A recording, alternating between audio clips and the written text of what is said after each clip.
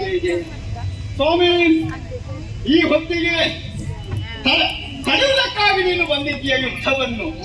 ಅಗ್ನಿ ಶರಗಳನ್ನು ನಾವೀರ್ವರು ಪ್ರಯೋಗಿಸುವಂತ ಸಂದರ್ಭಕ್ಕೆ ಮಧ್ಯ ಪಥದಲ್ಲಿ ಬಂದು ಕುಡಿಯುವುದಕ್ಕೆ ಪ್ರಾರಂಭ ಮಾಡಿದ್ದೀರಿ ಸ್ವಾಮಿ. ಯಾವ ರೀತಿಯಲ್ಲಿ ಬಂದಿದ್ದೀರಿ ಎಂಬುದಾಗಿ ನನಗೆ ಗೊತ್ತಿಲ್ಲ.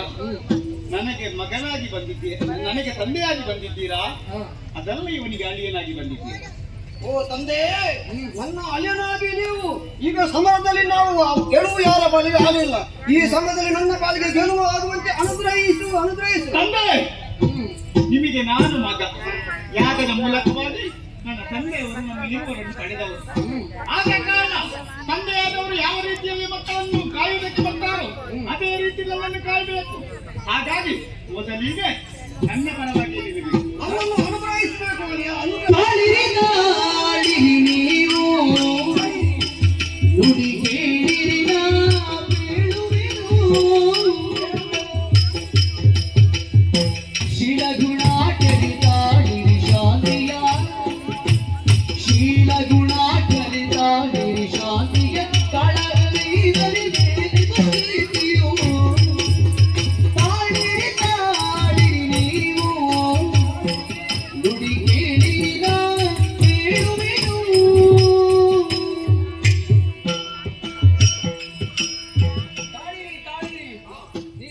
ಯುದ್ಧದ ಮುಖ್ಯವಾಗಿ ಜಯವನ್ನು ಘೋಷಿಸುವುದಕ್ಕೆ ಆಗುವುದಿಲ್ಲ. ಯಾಕಂದ್ರೆ ಲೋಕಕ್ಕೆ ನೀವು ಹಾನಿಯಾಗುತ್ತದೆ. ನೀವು ಯುದ್ಧ ಮಾಡುವುದು ಸರಿಯಲ್ಲ. ನಾನೊಂದು ಉಪಾಯವನ್ನು ಹೇಳುತ್ತೇನೆ. ರಾಜನಂದನ ರಾಜಸೂಯವಾಗಿ ಕೈಗೊಂಡಿರುತ್ತಾರೆ. ಆ ಯಾಗಕ್ಕೆ ನೀವು ಮಾಡುವಂತಹ ಒಂದು ಕಪ್ಪವನ್ನು ಕೊಡುವುದಾಗಿ ನಿಮಗೆ ಅನುಗ್ರಹಿಸುತ್ತೇವೆ. ದೇವ್ರೆ, ನನಗೆ ಅರ್ಥವಾಯಿತು. ಯಾಗವನ್ನು ಕೈಗೊಂಡದ್ದು ಕೂಡ ಅಗ್ನಿಯಿಂದಲೇ. ಹಾಗಂತ ನಾವು ಇಲ್ಲಿ ಕೈಗೊಂಡದ್ದು ಕೆಟ್ಟ ಕಾರ್ಯಕ್ಕೆ, ಅಂದ್ರೆ ನಮ್ಮೊಳಗೆ ಯುದ್ಧ ಮಾಡೋದಕ್ಕೆ. ಅಲ್ಲಿ ಮಾಡುವ ಯಾಗದ ಅಗ್ನಿ ಅದು ಒಳ್ಳೆ ಕಾರ್ಯಕ್ಕೆ, ಅಂದ್ರೆ ಪಾಂಡು ಚಕ್ರವರ್ತಿಗೆ ಸ್ವರ್ಗಲೋಕದಲ್ಲಿ ಒಂದು ಸ್ಥಾನ ಒದಗಿಸಿದಕ್ಕಾಗಿ. ಹಾಗಾಗಿ ನಾವಿಲ್ಲಿ ಮಾಡುವಂತ ಯುದ್ಧದ ಈ ಸನ್ನಿವೇಶದಿಂದ ಅದು ಕೆಟ್ಟದೇ ಆಗ್ತದೆ ಎಂಬುದಾಗಿ ಬೆಳುತ್ತಾ ಇದ್ದು ಎಂಬುದಾಗಿ ಅರ್ಥವಿಸಿಕೊಂಡಿದ್ದೇನೆ. ಹಾಗಾಗಿ ಕಪ್ಪ ಕಾಣಿಕೆಯನ್ನು ಕೊಡಬೇಕೆಂಬುದಾಗಿ ಹೇಳಿದ್ರು ಕೂಡ ಮೊದಲಾಗಿ ನಾವು ಬಂದದ್ದು ಸಹದೇವ ಅಂದ್ರೆ ನನ್ನ ಭಾವನ ಜೊತೆಯಾಗಿ. ಹಾಗಾಗಿ ಅವನ ಕೊನೆಯ ತಮ್ಮನಾದಂತ ಸಹದೇವನಿಂದ ಅವನ ಮುಂದೆ ತಾವು ಕೇಳಬೇಕು. ಹಾಗಾಗಿ ನಾನು ಸಹದೇವನನ್ನು ಕರೀತೇನೆ. ಓ ಭಾವಯ್ಯ, ಅನರನ ಮಾತು ಕೇಳಿದ ಮನದೊಳು ದೋಷವ ತಾಳಿ ಹರುಷರವ ಬೀಸುಡಲು ಅಪ್ಪುದ ವಿನಯದಿ ಮಾದಿ ಜನನು ಕರೆದಿದ್ದನು. ನಿನ್ನನ್ನು ಈ ವೇಳೆಯಲ್ಲಿ ಕಂಡು ಮನಸ್ಸಿಗೆ ಬಹಳ ಸಂತೋಷವಾಯಿತುದಂತೆ.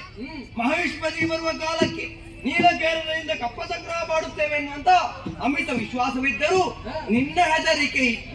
ನಿನ್ನನ್ನು ಪ್ರಸನ್ನೀಕರಿಸುವುದು ಹೇಗೆ ಎನ್ನುವುದಾಗಿ ಮನಸ್ಸು ಆಲೋಚನೆ ಮಾಡ್ತಾ ಇತ್ತು. ಆ ಕಾಲಕ್ಕೆ ದುಷ್ಟದ್ಯುಮ್ನನ್ನು ಎದುರಿಗೆ ಕಳುಹಿಸಿತ್ತು.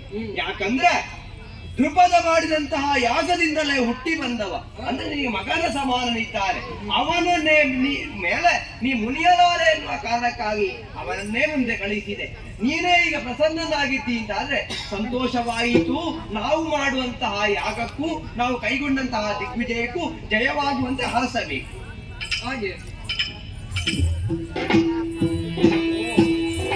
ವೀರ ನಿನಗೆ ನಮಸ್ಕಾರ, ಸಮರಗೇನ ಊರಿ ತಪ್ಪನು ಕ್ಷಮಿಸು. ವೀರ ಕ್ಷಾತ್ರಿಯ ಪಂಥ ವೀರ ದಿಹಿಣಗಿರಿ, ವೀರ ಕ್ಷಾತ್ರಿಯ ಪಂಥ ವೀರ ದಿಹಿಣಗಿರಿ ತೋರಿ ಬಂದನು ಅನರಗ.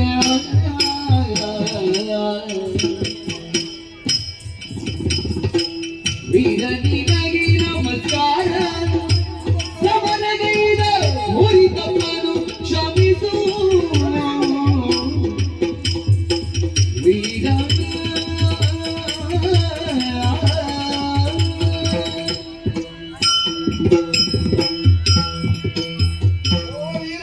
ನಿನಗೆ ನಮಸ್ಕಾರಗಳನ್ನು ನಾನು ಮಾಡುತ್ತಿದ್ದೇನೆ. ನಮ್ಮ ಈ ದೇಶಕ್ಕೆ ಕಪ್ಪವನ್ನು ಸಂಗ್ರಹ ಮಾಡುವುದರ ನಾಯಕ ಮುಖೇಂತವಾಗಿ ಹ. ಕೆಲವರು ನಿನ್ನವರು ಬಂದಿದ್ದಾರೆ. ಹ್ಮ್. ಅವರಲ್ಲಿ ನಾನು ಸಮರವನ್ನೇ ಮಾಡಿದ್ದೇನೆ. ಹ. ಯಾಕೆ ಸಮರವನ್ನ ಮಾಡಿದ್ದೇನೆ? ಕ್ಷತ್ರಿಯ ವಂಶದಲ್ಲಿ ಹುಟ್ಟಿದಂತಹ ನಾವು ಕೇವಲ ಬಂದವನಿಗೆ ಕೈ ಮುಗಿದು ನಾವು ಅವನಿಗೆ ಕಪ್ಪವನ್ನು ಕೊಡುವುದು ಸರಿಯಲ್ಲ. ಸಮರವನ್ನು ಮಾಡಿ ಸೋಲ ಗೆಲ್ಲುವುದನ್ನು ನಿರ್ಧಾರ ಮಾಡೋದಕ್ಕೆ ನಾನು ಮುಂದುವರಿಸಿದ್ದೇನೆ. ಸರಿ. ಈ ಸಮಯದಲ್ಲಿ ನಿನ್ನ ಗೆದ್ದಿದ್ದೇನೆ ನಾನು ತಿಳಿದು ಧನ್ಯನಾದೆ. ಬೇಕಾದಷ್ಟೆಲ್ಲ ಕಪ್ಪ ಕಾಡಿಗೆ ನಿನ್ನ ಪಾಲಿಗೆ ಒಪ್ಪಿಸುವಲ್ಲಿ ನಾನು ಸಿದ್ಧನಾಗಿದ್ದೇನೆ. ನಿನ್ನ ಮಾತು ಕೇಳಿ ಬಹಳ ಆನಂದವಾಯಿತು. ಅಣ್ಣ ಕೈಗೊಂಡಂತಹ ರಾಜಸೂಯ ಆದ್ವರೆಗೆ ನಿನ್ನ ಕಪ್ಪ ಎನ್ನುವುದು ಬರಲೇಬೇಕು.